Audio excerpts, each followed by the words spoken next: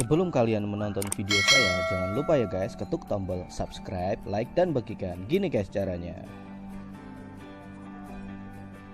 Ini guys, tombol subscribe. Jadi saya harap teman-teman bisa ketuk tombol subscribe dulu. Gratis kok guys. Dan ini tombol bagikan. Jadi jika video saya bermanfaat bisa dibagikan. Di dalamnya banyak fiturnya guys, jadi bisa dibagikan di WhatsApp, Facebook, dan lain-lain. Tentunya jangan lupa juga ya guys, ketuk tombol like atau suka. Semoga yang ketuk tombol like, subscribe, dan bagikan rezekinya dilancarkan sama Tuhan Yang Maha Kuasa. Terima kasih. Yuk. Halo guys, selamat datang di channel Ali Masyar. Kali ini di sebelah saya sudah ada instruktur saya dari Mahatmia, namanya Bapak Yudi, yaitu instruktur massage. Beliau itu termasuk tunanetra juga, cuman yang bikin berkesan dia bisa mengajar di Balai Mahatmia. Oke, kita langsung tanya-tanya saja. Halo Pak Yudi, apa kabar Pak Yudi? Selamat malam. Gimana Pak kabarnya Pak? Kabarnya baik. Oke, terima kasih Pak sudah mau bincang-bincang di channel saya. Oh iya Pak, saya cuma mau nanya-nanya nih Pak. Pak Yudi ini kan tunanetra. Nah itu ceritanya gimana sih Pak kok bisa masuk ke Balai Mahatmia sini? Awalnya saya tahun 98 itu mengalami kebutaan atau tunanetra tanpa sebab yang diketahui. Dulu saya seorang fotografer. Saya masuk panti rehabilitasi pertama kali itu di PSDN Tamiat di Bekasi. Nah, itu. Di sana awalnya saya belajar shiatsu selama 2 tahun. Kemudian karena saya melihat beberapa teman itu juga semangatnya kurang bagus gitu ya, karena berpikir apa sih jadi tukang pijit itu gitu kan, ya kelihatannya tuh tidak keren gitu kan. Iya betul Pak. Nah, tapi ternyata setelah saya mempelajari ilmu pijat, kebetulan saya mempelajari pijat shiatsu, dan di situ saya mulai tergerak. Ternyata shiatsu itu tidak semudah yang kita bayangkan, seperti itu. Jadi saya kebetulan dulu ada salah seorang instruktur saya, Bapak Sulis almarhum. Kita diskusi tentang otot, diskusi tentang energi, gitu, diskusi tentang teori keseimbangan, dan itu menarik sekali. Selain saya mendapatkan pengalaman tentang ilmu pijat, saya juga mengalami pencerahan dalam kehidupan. Karena pertama kali saya belajar ilmu pijat itu diperkenalkan dengan teori Yin dan Yo, bahasa Jepangnya. Sedangkan untuk bahasa Cinanya Yin dan Yang, atau kita bilang ilmu teori keseimbangan. Dan ternyata di dalam hidup, tidak hanya di dalam pijit, di dalam hidup itu, kalau kita bisa memahami teori keseimbangan itu, hidup kita semakin tenang dan semakin damai. Itu termasuk ilmu pijat juga itu Pak ya? Termasuk, karena memang dalam pengobatan timur itu kita tidak pernah melepaskan kehidupan sehari-hari. Jadi itulah teori kesehatan dalam pengobatan timur. Oke, luar biasa. Pak Yudi ini sudah lama juga di Mahatmia. Terus sedikit cerita, dia sudah mempunyai keluarga kecil ya, yang bisa dibilang Pak Yudi ini termasuk motivasi saya, karena dalam perjuangannya itu dia termasuk orang yang kalau bisa dibilang, kalau menurut saya orang yang sukses gitu, walaupun dengan keadaan yang tunanetra. Oh ya Pak Yudi, saya mau tanya lagi nih, dengan keadaan Pak Yudi yang seperti ini, mungkin bisa dibilang kan kita termasuk disabilitas. Biasanya orang kadang itu memandang kayak sebelah mata gitu Pak. Tapi dengan keadaan Pak Yudi yang seperti ini, Pak Yudi berhasil mengajarkan semua PM di sini, bahkan yang sudah tamat dari sini menjadi orang-orang yang sukses. Nah, itu motivasinya seperti apa Pak? Kok sampai bisa seperti itu Pak? Oke, saya di dalam hidup itu setelah tadi mempelajari teori keseimbangan dia, saya dapat pencerahan bahwa selama ini menurut saya, selama ini kita mengatakan bahwa penyandang disabilitas itu sesuatu yang tidak sempurna. Iya, betul. Nah, tapi kalau kita kaji lebih dalam lagi, ketidaksempurnaan yang dimiliki seorang penyandang disabilitas itu merupakan bagian dari kesempurnaan itu sendiri. Artinya apa? Artinya bahwa Allah atau Tuhan yang Maha Esa itu menciptakan bumi ini lengkap isinya. Nah, saya analogikan bahwa kalau kita datang ke suatu supermarket yang besar, yang katanya serba ada, kalau salah satu tidak ada, itu jadi tidak lengkap. Betul. Nah, jadi Allah menciptakan kita semua itu kalau tidak ada penyandang disabilitasnya, maka tidak sempurna lah. Karena ada suatu komponen yang tidak ada. Gitu. Jadi ketidaksempurnaan yang dimiliki oleh seseorang itu bagian dari kesempurnaan itu sendiri. Dan kalau kita mau kaji, kebetulan saya seorang Muslim, ketika Abdullah bin Umi Maktum bertanya kepada Rasulullah, "Ya Rasul, wajibkah saya sholat Jumat?" Pertama kali Rasulullah itu mengatakan, enggak lah, karena keadaan kamu seorang penyandang disabilitas netra.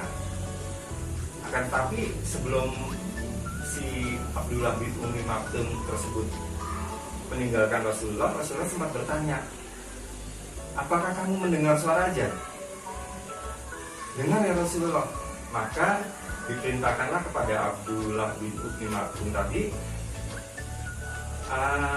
"Kamu wajib sholat Jumat. Berangkatlah kamu sholat Jumat."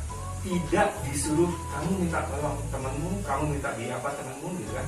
Artinya Rasulullah mengajarkan kemandirian dari awal sebagai seorang penyandang disabilitas. Dia tidak, jadi dia tidak menyuruh Abdullah bin Umi Maktum, "Kamu bisa minta tolong gitu kan, kamu bisa minta ini sama tetanggamu, sama temanmu," gitu kan. Tapi tidak, perintahnya adalah kamu pergi ke masjid. Perkara nanti di tengah perjalanan ada yang membantu, itu sudah keberuntungan gitu kan. Seperti itu. Jadi saya juga berpesan kepada banyak orang, ternyata disabilitas itu terbuka kesempatan buat siapa saja. Ini yang sering kita lupakan. Begitu. Iya. Apalagi sekarang di Indonesia kan sudah mulai disabilitas sudah mulai diutamakan juga kan Pak ya. Ya, tapi sebenarnya disabilitas itu siapa sih di dunia ini yang tidak disabilitas? Nah, itu ya contoh. Saya punya analogi seperti ini. Seorang tunarungu wicara, atau mereka kadang disenangnya dibilang penyandang tuli gitu kan, bukan tunarungu. Saya akan analogikan kalau ada seorang dari Afrika ketemu dengan orang Indonesia yang sama-sama dua-dua tidak punya kemampuan berbahasa yang sama, dia akan berbicara dengan bahasa yang mungkin bahasa tubuh, mungkin bahasa apa ya kan. Nah, itu mereka tidak disabilitas dua-duanya. Nah, seperti itu. Jadi saya pikir berbicara tentang sukses itu tergantung daripada kita menilai. Sukses itu menurut saya kapan kita mulai bergerak, kapan kita mulai berhenti, itu yang menentukan kita. Oke, jadi intinya kita harus berusaha keras ya Pak ya. Iya, kadang-kadang berusaha keras pun belum tentu berhasil. Oh begitu ya Pak? Ya, karena ada faktor X, dan keberhasilan itu dalam ilmu keseimbangan, dalam ilmu in dan yo, awal dari in merupakan ujung dari yo. Jadi ketika kita masuk pada titik kulminasi keberhasilan, berarti kita akan turun, siap turun lagi, mencari titik keseimbangan yang baru. Oke, luar biasa. Oh iya nih, ada pertanyaan lagi ya Pak. Dengan keadaan Pak Yudi yang seperti ini, kan mungkin ketika mengajar di kelas itu kan agak susah juga kan Pak, soalnya Pak Yudi juga netra, yang diajar pun juga netra. Itu caranya gimana Pak Yudi untuk dengan cara seperti itu Pak Yudi bisa mengajar dengan ya mungkin semaksimal mungkin gitu Pak? Ini bisa diceritakan sedikit gitu Pak? Sebenarnya seperti saya tadi bilang, saya selalu di kelas saya mengatakan segala sesuatu ilmu itu awalnya tidak ada, menjadi ada karena pengamatan. Nah itu saya tekankan kepada penerima manfaat di kelas saya. Jadi awal dari pijatan itu kan rasa enak disentuh, dan itu terus dilakukan dan dicatat. Nah intinya ketika seorang PM sudah memahami tentang sentuhan itu tadi dan ikhlas menjalankannya, maka semua sudah selesai, beres gitu kan. Karena pijatan itu sendiri bagaimana menciptakan rasa nyaman pada pasien, pada pasien dan pada terapisnya, sehingga ada aliran energi yang mengalir secara ikhlas dan hormon endorfin terbentuk, jadilah kenyamanan. Dan itulah keberhasilan sebagai seorang terapis. Mengenai masalah teori, output segala macam apa itu akan berjalan dengan sendirinya. Saya akan menganalogikan seperti ini. Ketika seseorang belajar setir mobil, pertama kali dia belajar, dia akan prosedural. Pertama menyalakan kunci kontak, hidupkan untuk menghidupkan mesin. Yang kedua, injak kopling, masukin gigi, injak gas sambil pelan-pelan lepas setelan.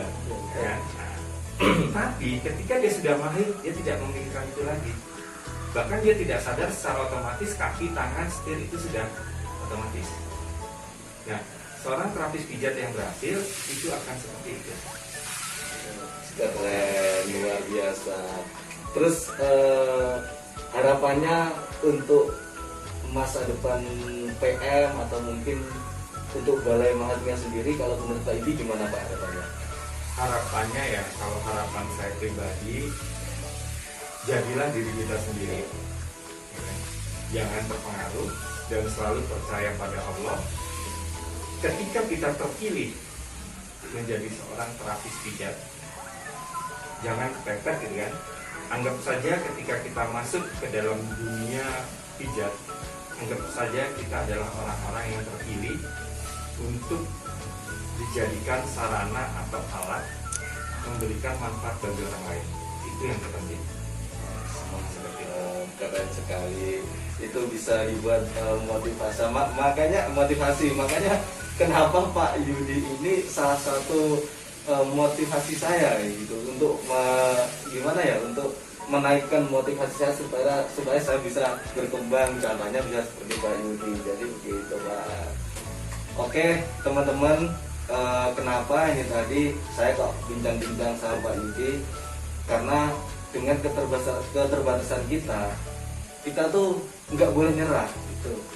Jadi yang penting kita mau berusaha, belajar dan terus belajar. Oke, satu lagi ya, sebagai seorang penyandang disabilitas, kita jangan gampang tersinggung. Justru kita harus membuka atau mencairkan suasana dengan orang-orang yang normal. Karena ada satu satu asumsi saya nih ya, saya, bisa saja seorang penyandang disabilitas menyebabkan 10 orang menjadi disabilitas. Saya akan bawa ke masalah ini ya. Seumpama kita berteman, saya berteman dengan 9 orang yang tidak memiliki keterbatasan penglihatan. Saya kongko-kongko, saya jalan-jalan dengan mereka. Tiba-tiba di tengah-tengah kita kongko-kongko, terbesit ide salah seorang, yuk kita naik gunung yuk. Semua 9 orang itu tadi semangat. Tapi ketika melihat kita sebagai seorang penyandang disabilitas, mereka akan lirik-lirikan bagaimana dengan si Yudi. Ya kan? Yang 9 orang ini pasti akan tidak rela karena mereka akan semangat untuk naik gunung. Akhirnya kemudian hari yang berkumpul tanpa mengajak kita. Seperti itu. Nah, jadi penyandang disabilitas itu jangan mudah tersinggung, karena kalau kita mudah tersinggung, akhirnya kita akan terabaikan oleh orang-orang lain, orang-orang yang tidak senasib dengan kita. Jadi ya itu, nah, ketersinggungan itu apa ya? Ketersinggungan itu akan memenjarakan kita. Orang jadi takut bersikap dengan kita. Justru kita sebagai seorang penyandang disabilitas itu harus bisa mencairkan suasana itu tadi. Jadi saya ambil kata nih sama Mas Ali ya. Iya, betul. Mas Ali dibilang buta pasti nggak enak rasanya. Iya betul Pak. Pertama saya buta itu dibilang buta, gimana gitu kan gak enak banget. Kalau buta dibilang buta nggak enak, berarti yang pertama kali kita salahkan adalah Yusbadudu. Karena dalam kamus umum bahasa Indonesia, orang yang tidak memiliki penglihatan disebut buta.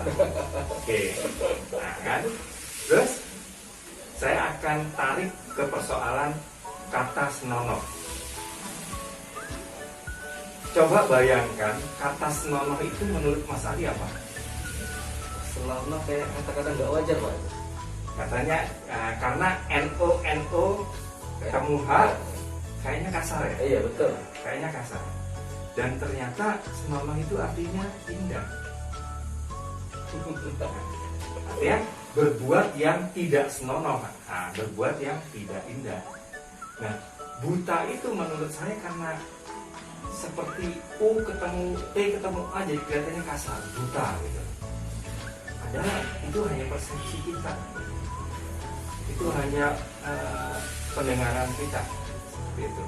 Jadi janganlah kita mudah tersinggung.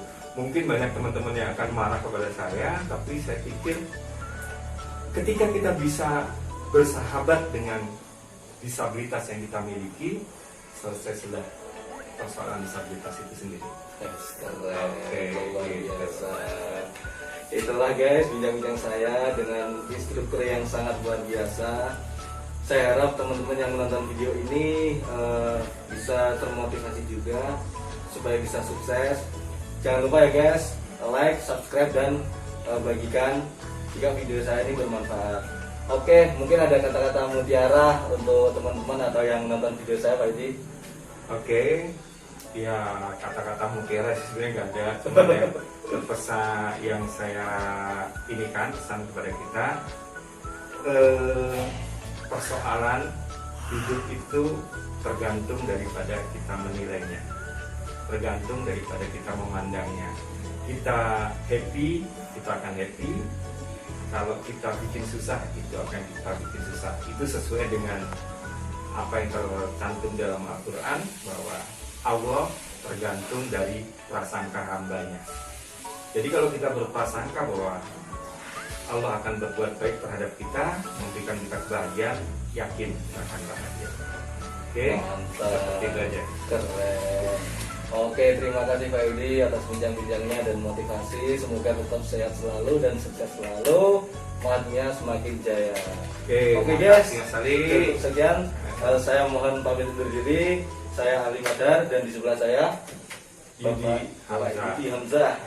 Oke, jangan lupa ya guys, saksikan video-video saya yang menarik berikutnya tentang dunia netra.